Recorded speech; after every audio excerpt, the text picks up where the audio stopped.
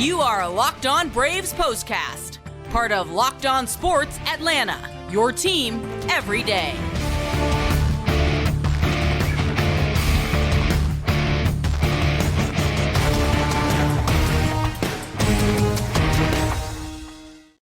Hello and welcome into the Braves POSTCAST, part of Locked On Sports Atlanta. Grant McAuley, Jake Mastroianni with you here on a Saturday night in which the Braves, well, they found the runs they needed late in the game, and they came courtesy of Kevin Pillar. A go-ahead pinch hit two-run homer gave the Braves a 5-4 lead. They turned that into a 5-4 win and even up their weekend series with the Baltimore Orioles at a game apiece. We got a lot to talk about on this edition of the POSTCAST, so as always, make sure you subscribe to Locked On Sports Atlanta here on YouTube. Go ahead and leave us a like, and if you like what you've heard all season long and would like to hear some more of it, well, not only can you subscribe, you can also tell a friend. They can all enjoy it, so make sure you do that. Also, subscribe to Locked On Braves wherever you get your podcast.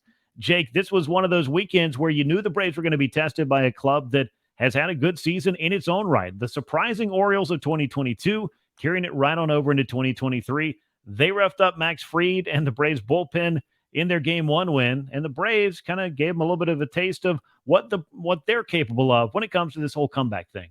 Yeah, this has been a great series so far, and obviously that seventh inning last night got away from the Braves, but this game on Saturday in particular had a playoff-type feeling to it. The Orioles are a very good team. They've been very impressive in these first two games.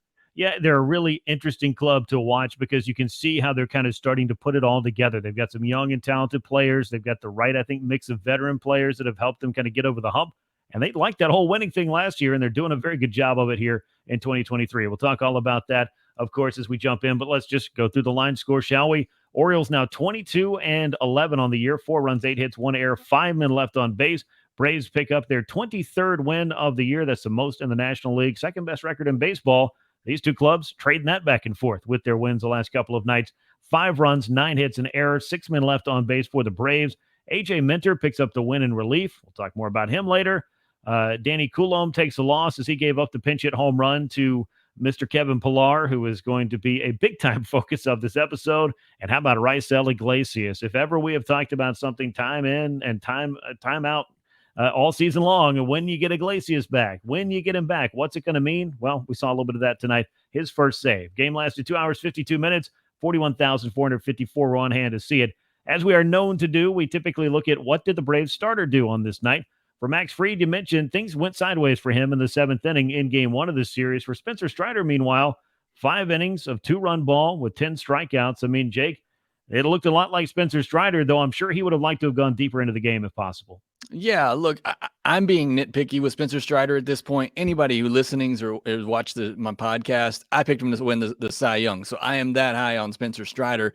But you look at the start, I just feel like the slider, it was sometimes past 2 starts, wasn't there for him from the beginning, and it kind of gets going as the game goes on. Still 8 whiffs on 14 swings against it. It's still a deadly pitch. And then again, the one kind of thing is the foul balls, that fastball. A lot of teams can't square it up, but they foul it off, and it continues to drive up his pitch count. That's where I almost wish he'd go to the changeup a little bit more, because teams just aren't touching that because they're not looking for it. He got a big strikeout against Gunnar Henderson using that changeup. But yeah, just really one bad pitch in this outing too that I didn't like, and I don't know if it was him or Sean Murphy who called it, but Adam Frazier had just fouled off a fastball up and away. Looked like he was on it, and he went right back to it. And Frazier, a good hitter, put it in play for a 2 RBI single there. But again, I'm being nitpicky. Spencer Strider was great, 10 strikeouts. He's been amazing all year long. I just have very, very high expectations of him. I know he does of himself as well. But again, just another good performance from him. Yeah, a good performance at the very least. 5 innings, 4 hits, 2 earned runs. You mentioned the 2-run single by Frazier that came in the 4th inning.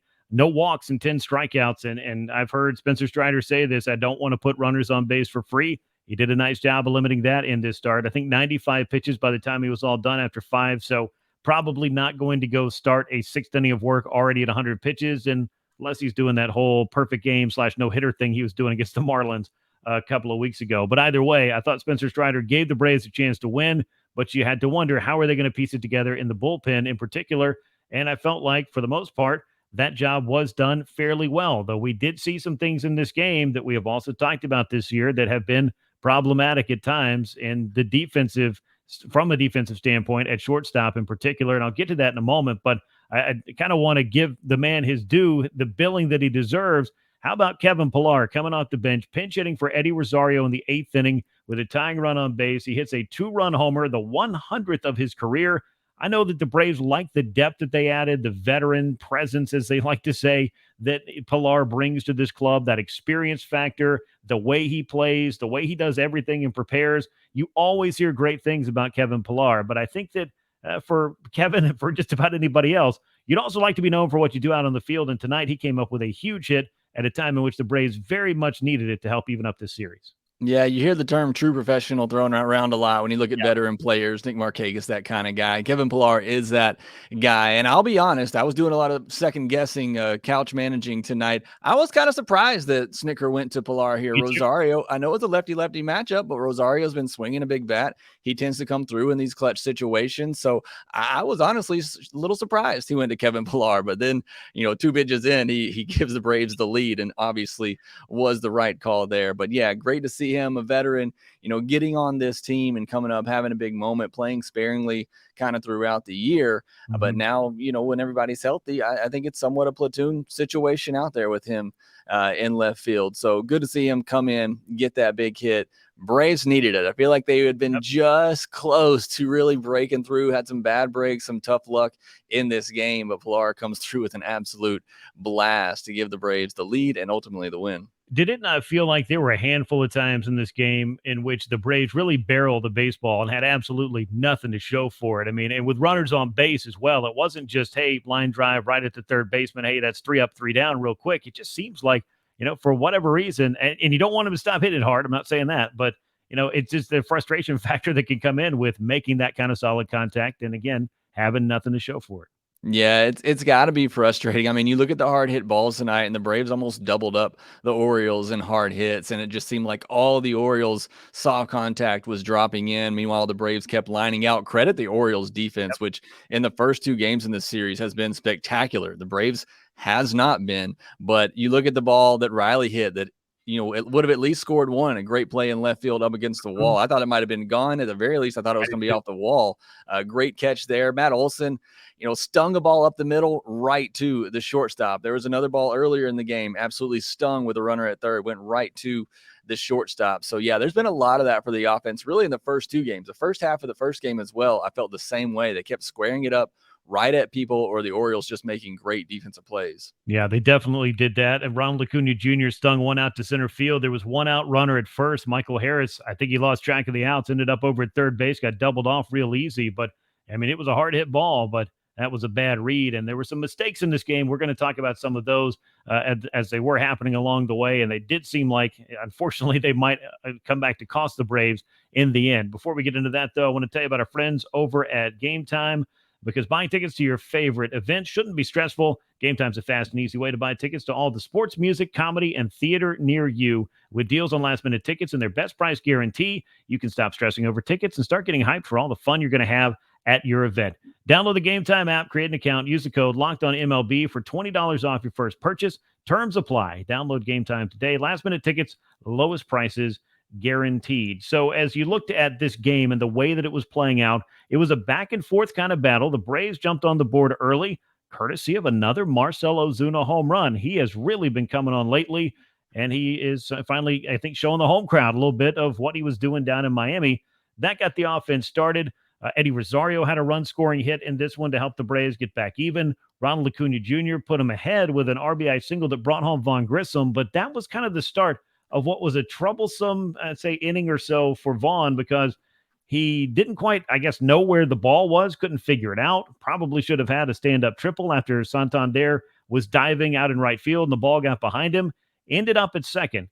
Ronald picked him up, as good teammates do, brought him in. He scored the go-ahead run. Braves led 3-2. But once Spencer Strider got out of the game and Nick Anderson was kind of into the soup against an Orioles lineup that's been very tough, an error by Vaughn Grissom opened the door to help them grab the runs they needed to take that lead. It just really felt like it was kind of a microcosm of things just not going Vaughn Grissom's way of late. There have been a lot of strikeouts. There have been some mental error, obviously, on not running out of the box and looking for your third base coach, trying to figure out where it is you need to be on that ball. And then, of course, in the field, there have been some plays that simply should be made and have not been. Yeah, this was another one of my second guesses. Even before the game, I tweeted out, I don't understand why Braden Shoemake didn't start the game. You're going to give him one start and sit him. I thought maybe the plan would be just to put the best defensive option out there and see what happens. But, Grissom did have 2 hits. He scored a run in this game. I mean, he contributed offensively, but the defense is just clearly not there. It could be getting to a point now where it's more mental than anything. I'm sure that's plaguing him in his mind and knowing he needs to be better there and trying to do it at the big league level while this team's winning. But yeah, I mean, that was a big error there. Tough inning for Nick Anderson, who gave up one of those bloop hits. He gets the error. He did give up a really hard hit ball to Santander, who's absolutely crushing the Braves so far in this series. But yeah, tough go for Vaughn Grissom. We'll see what happens going forward. I mean, we'll see if Shoemake starts getting more of these starts now, and you just go with a better defensive option there and hope the rest of your lineup, continues to hit the way that they have been. But hate it for Vaughn. I mean, look, the guy's 22 years old. I said it all the time. I mean, he still can grow and learn and become a very good player at this level, and I still believe the bat will play. Again, 2 hits and a run scored tonight, but just really struggling defensively at the moment. Yeah, and I did want to put that caveat on there. It's certainly not to pick on him. It's just once you get to this level, there's just an expectation of performance. And I know he may not be a finished product yet, and I know that he's going to show at times, and I think he has the kind of skills that he has at the plate. I don't know at the field, ultimately, how long that would have taken ideally before the Braves were going to call on him and bring him back up, because you felt like maybe you had the position locked down with Orlando Arcia. And hopefully within the next couple of weeks, Orlando Arcia will be factoring into shortstop. But in the meantime, Brian Snitker did say when we talked to him before the game yesterday, look, I'm going to give Shoemake some opportunity. I'm going to give Vaughn some opportunity. We're going to mix and match. I do expect that to be a thing. I thought that Shoemake might draw a few starts, especially against the right-handed starting pitchers, and maybe just let Vaughn get the starts against lefties. But, hey, you're going to try to get both of them a little bit of playing time, because that was kind of the whole point of them being in Gwinnett, was so that one of them didn't come up and sit the bench for long periods of time and really not get activity. But be that as it may, it was one of those nights where a couple of those things look like they might be, detrimental to the Braves. Unfortunately, because it is a team game, Atlanta was able to come up with some hits, with Ronald bringing home Vaughn after that, base running adventure. And then, of course, the 2-run homer by Kevin Pillar certainly helped give the Braves a nice outcome in this one as well. As you look at the bullpen, Nick Anderson, he did have kind of a tough inning for himself. Inning 2 runs, obviously one of them earned. We just talked about that. Boy, did Dylan Lee get himself into an adventurous situation in his inning in the 7th. The bases were loaded for the Orioles. He was able to get out of it. I love seeing A.J. Minter come in and kind of build on what I feel like have been some better appearances for him lately. 2 strikeouts in a scoreless 8th. And how about Raisel Iglesias? Saving the best for last here, because we've been waiting all season long to get him back in place so that you hopefully can put everyone else back into place that they were designed for. Jake, I thought he looked fantastic. He did. Look, it helps. He got the 7, 8, 9 guys kind of easing them back into things, but still just stuff. Just looked like Raisel Iglesias and Minter back in that 8th inning role. And it wasn't a hold situation at that point. Braves hadn't taken the lead yet, but he looked fantastic. Clean inning, 2 strikeouts. I mean, I think that's just going to calm him down and settle him down there. But yeah, I think, this is what you wanted. Again, Nick Anderson, tough inning, error didn't help, but the bullpen overall I thought was really good in this one. And I think that's why Snitker decided to cut off Strider after 5 innings. I think he wanted to go Anderson, either Lee or McHugh, Minter, Iglesias, and let those big guys who are supposed to be your glue in the bullpen kind of finish things off. But yeah, loved what I saw, especially out of Minter and Iglesias those last 2 innings. It's what we've been waiting to see all year long. Yeah, and something about AJ that we've talked about as well, you and I've talked about it on a lot of different shows or whatever I've been doing, is that a lot of times AJ Minter ends up, and this is kind of to your point, getting the tougher hitters in the 7th or 8th inning in order to pass the baton to the next guy. So he kind of got to eat the middle of the Orioles order and then give Raisel kind of a little bit of the dessert course, if you will. But either way, these are big league hitters. It's a tough lineup. All jokes aside, the Orioles have really taken it to the Braves in these first couple of games. You can see why they're off to the start they are, how they're building off of last year, how you can really project to see this team be a very tough wild card contender at the very least. I know it's going to be tough to catch the Tampa Bay Rays if they just decide to lose like 1 game every week, which seems to be about what they're doing. But either way, the Orioles have to feel pretty good about the kind of baseball that they're playing. And it took a very, clutch and valiant effort from the Braves to rally and even up this series. We'll talk about the finale, which is coming up on Sunday morning, which is an unusual start time, but it's one of those Peacock games.